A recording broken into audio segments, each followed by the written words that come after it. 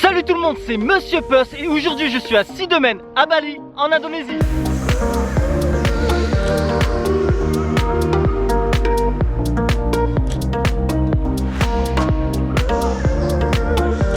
Et les amis, c'est parti, on commence directement à Gembleng Waterfall. Donc vous trompez pas, c'est pas Gangbang, c'est Gembleng. Et je vais vous montrer quelque chose, une pépite. On commence directement avec une pépite. Alors pour monter à l'endroit que je veux vous montrer de la cascade, il y a la version simple ou la version stupide. Ben moi je passe par la version stupide, voilà celle-là. Celle où je risque de me casser une jambe. Là vous avez la toute première piscine naturelle en bas. Et moi je monte en haut parce qu'il y a une piscine naturelle pour faire une photo pépite. Les amis, je viens d'arriver en haut. Et là je vais vous faire péter un câble avec cette petite piscine naturelle.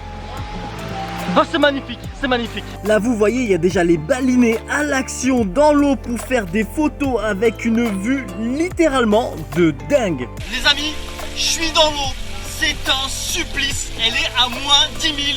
Mais c'est méga stylé. Franchement, une piscine naturelle avec une vue comme ça, mais c'est vraiment un cadeau de Dame Nature. Et PS, moi aussi j'ai pas pu me retenir, j'ai fait 2-3 photos. Voici celle que j'ai postée sur mon compte Instagram.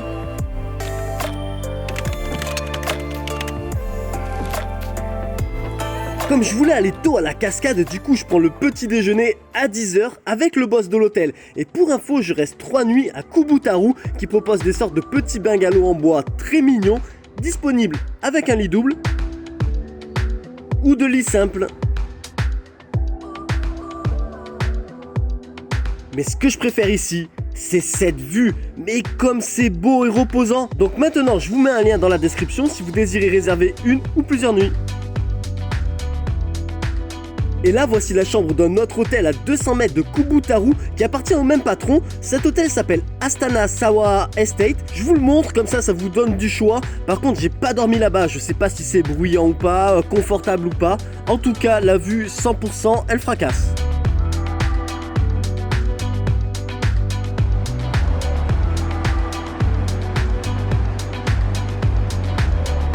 Là, je suis en direction d'un petit point de vue qui devrait être sympa.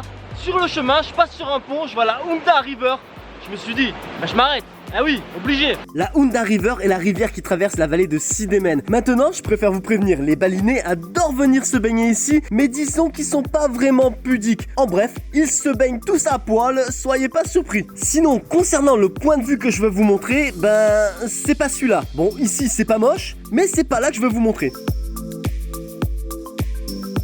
Bon, le point de vue que je voulais vous montrer, ben, ça fait 1 heure que je tourne et je le trouve pas, donc je vais juste vous montrer ça.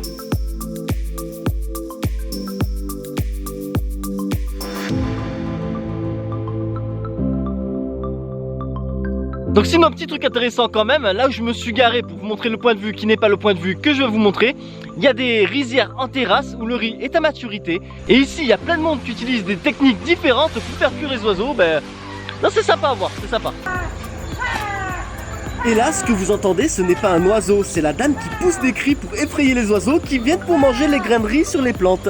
Et pour continuer à faire peur aux oiseaux, il y a aussi la technique écologique qui consiste à attacher sur un bâton des canettes ou des pots métalliques et dans lequel on va mettre des pierres et il suffit de secouer pour que ça fasse du bruit.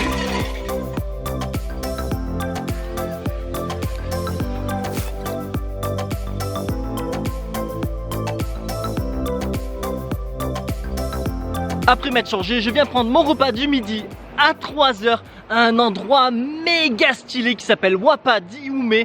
Ici, je vous annonce la couleur, piscine à débordement, petite structure jolie en bambou, cocktail signature bien sympa. En bref, je recommande à 300%. Là, je me suis pris un petit frozen coconut mojito au bord de la piscine, bien évidemment. Eh ben... Mais il déchire. Il déchire. Ah ouais. Oh, il déchire vraiment. Bon, on en parle ou pas du Frozen Coconut Mojito au bord de la piscine? Je veux dire là, c'est fait juste pour vous rendre jaloux. Bah quoi, il y a des moments où on peut bien se la péter, non? Sinon, j'ai aussi pris à manger, disons que j'avais un petit creux et j'ai choisi un mix de brochettes qui était délicieuse avec leur sauce cacahuète qui passe méga bien. Et là, je vous remonte la piscine que je trouve d'ailleurs magnifique et vue de drone, ça vous annonce la couleur directe.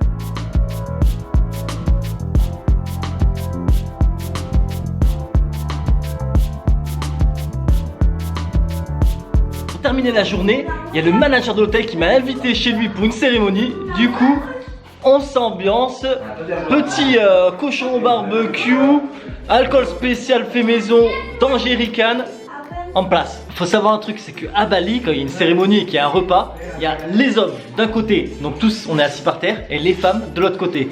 Et on mange uniquement avec la main droite. Dans la culture balinaise, on mange assis par terre comme vous pouvez le voir. Et donc ce soir au menu, on a du porc, ce qui est très commun à Bali, notamment pour les cérémonies. Et on a aussi du riz cuit et grillé.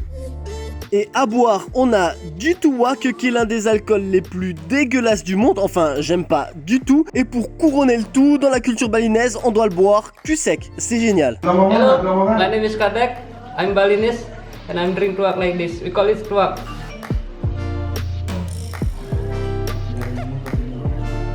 Yeah. Là je souris, mais je vous le dis, c'est un sourire de faux cul. Je ne kiffe pas du tout le tuak, encore moins quand c'est cul sec. Enfin bon, après quelques verres de tuak, il commence à pousser la chansonnette, ce qui était quand même beaucoup plus sympa. En plus, ça m'a plongé dans la culture avec leur chant baliné. C'était cool, c'était cool.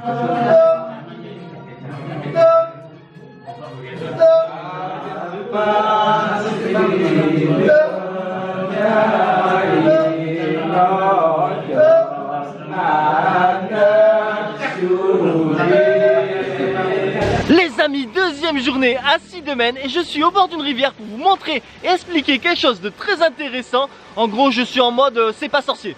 Appelez-moi Jamie. Hey Jamie, ouais. Et je vous présente donc le Subak. Le Subak, qu'est-ce que c'est? C'est un système d'irrigation baliné qui a plusieurs centaines d'années, qui grâce auquel permet une distribution de l'eau équitable dans les rizières. Et voici un exemple de Subak qui est un canal qui alimentera d'autres canaux plus petits afin que les agriculteurs aient de l'eau pour leur culture, tout cela grâce à un aménagement de la rivière. Du coup là ça fait une sorte de petit barrage pour dévier l'eau. Ben, ça fait stylé et en plus c'est utile. Franchement, c'est joli, non? Même si c'est pas une cascade naturelle, moi j'aime bien, ça fait un peu genre rideau d'eau. Un rideau d'eau. Puis la rivière derrière moi est aussi bien stylée. Je kiffe, ça fait vraiment rivière dans la jungle. Enfin, c'est normal, c'est une rivière dans la jungle.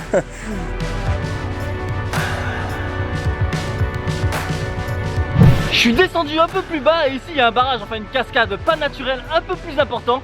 Et toujours avec ce système de Subak. Voici encore une cascade en mode rideau d'eau, avec toujours la rivière dans la jungle. Et quelle vue, messieurs, dames!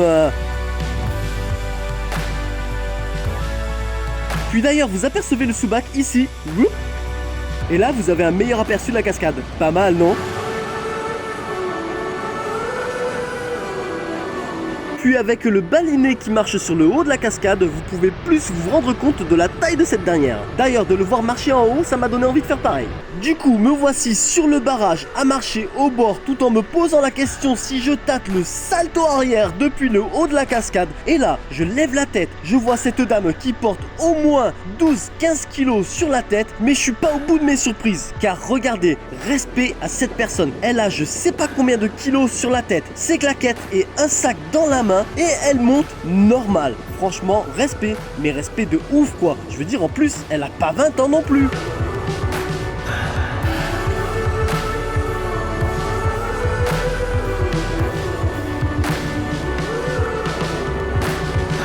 D'ailleurs, à Bali et notamment à Sidemene, c'est commun de voir des femmes porter des choses sur la tête.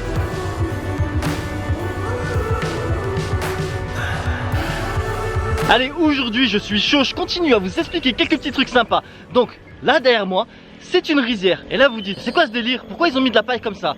Parce que à Sidemene, en fait, ils cultivent en alternance. C'est-à-dire 6 mois du riz et 6 mois des légumes. Et là, c'est les légumes. Et regardez là, on a toujours en plus petit notre Subak. Et pour rappel, il est destiné à un partage équitable de l'eau destinée à l'irrigation. Si c'est pas beau! Donc c'est simple, quand la rizière a séché, ils retournent la terre, sèment leurs petites graines, ensuite ils placent la paille là où ils ont semé afin de protéger notamment des oiseaux, mais aussi de l'évaporation de l'eau destinée à l'arrosage et aussi du gel. Non, pour le gel, je plaisante, hein. Enfin bon, couvrir avec de la paille a plein de bons côté dans leur culture de légumes à Sidémen. Pour finir, quand les jeunes pousses sont là, ils enlèvent la paille pour que les plantes profitent pleinement du soleil. Bon, dernièrement, elles profitent pleinement de la pluie. Vu que mon drone s'est pris pour un poisson, là je suis en train de marcher pour essayer de trouver un point de vue où je peux vous montrer la vallée avec toutes les rizières qui sont utilisées maintenant pour la culture de légumes et avec toute la paille comme ça parce que c'est magnifique. Mais là j'y arrive, ce que je vois là, mamma mia. Peinard, je marche le long du Soubac tout en profitant d'une vue sur les champs, ça en vaut le détour. Et en parlant de détour, à Sidémen, franchement une activité incontournable, c'est se perdre dans les rizières. Et je suis sérieux, vous allez adorer. Franchement il y a un petit point de vue vers là-bas qui doit être vachement sympa. Mais comment vous dire, il va pleuvoir, mon sac n'est pas étanche, j'ai craché mon drone ce matin. Pour une fois, je choisis la raison, je retourne au scooter. Je vous montre quand même quelques petits points de vue pas moches que j'avais pendant ma balade. Et franchement, je me répète, mais perdez-vous, enfin, promenez-vous dans les rizières à Sidémen, vous n'allez pas le regretter.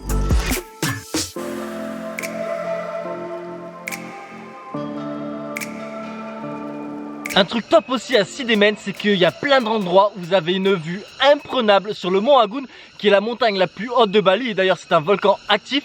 Donc je me suis dit, je vais vous montrer un endroit pépite avec une vue de dingue. Sauf que le mont Agoun est un peu timide aujourd'hui. Il s'est caché derrière des nuages. Derrière les nuages, il y a le volcan Agoun. Donc en temps normal, vous avez la vallée avec ses rizières et le volcan en fond. C'est une vue pépite, mais là, voilà. Bon, vous avez de la chance, hein, c'est pas la première fois que je viens à Sidémen. D'ailleurs, j'ai un timelapse du mont Agoun que j'ai fait avec mon drone avant qu'il se prenne pour un poisson. Et voilà à quoi ça ressemble. Ce point de vue est celui que vous avez depuis le restaurant Lereng Agoun. Ce jour-là, je me suis mis aux tables extérieures avec un petit smoothie à la banane, une assiette de légumes à l'indonésienne avec du riz. J'étais refait. Enfin, refait jusqu'à ce que la pluie arrive. Et voilà les amis, c'est la fin de cette vidéo. Mais juste avant, je tenais à vous montrer un point de vue super sympa situé à 20 minutes de Sidémen qui s'appelle Bukit Putung. D'ici, vous avez un aperçu sur la côte est balinaise. On voit Nusa Penida et par temps super clair, on voit même Lombok. Je vous laisse un peu profiter de la vue.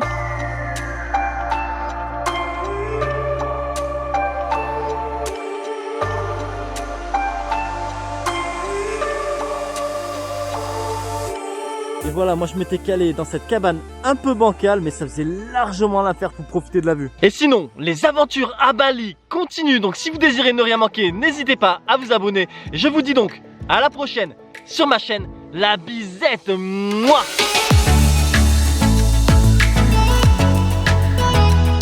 Je vous remercie d'avoir regardé ma vidéo et maintenant si vous voulez ne rien manquer, n'hésitez pas à vous abonner à ma chaîne. À bientôt.